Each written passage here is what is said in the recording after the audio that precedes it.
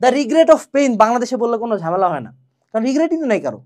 কারণ কি? দোষকার সরকারের, দোষকার যে কোশ্চেন করছে তার, দোষকার বাপ মা চাপ দিছে তাই, দোষকার অনলাইন ভাই আর বেশি পড়ায় নাই, দোষকার বইয়ের যে পাবলিকেশনের বই ওখান থেকে কমন আসে নাই, দোষ তো অন্য সবার। আমি তো কিছু করি নাই।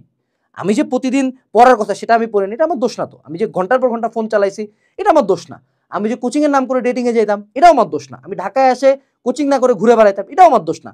আমি টাকাগুলো দিয়ে যে অনেকে হলো বেটিং সাইটে লাগাইছি এটা আমার দোষ না। কিন্তু আমার পড়ার কথা ছিল 10 ঘন্টা, আমি যে পড়ি নাই এটা আমার দোষ না। আমি যে এক্সামগুলোর আগে রিভাইজ পর্যন্ত মিনিমাম দিয়ে যাই এটা আমার দোষ না। কিন্তু আমি আমার পড়াশোনা জীবন নিয়ে সিরিয়াস ছিলাম না।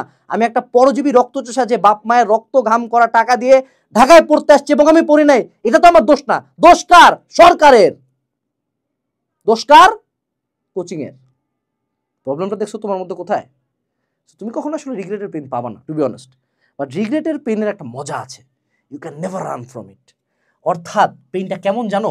পেইনটা হলো একটা কনস্ট্যান্ট পেইন, ঠিক আছে?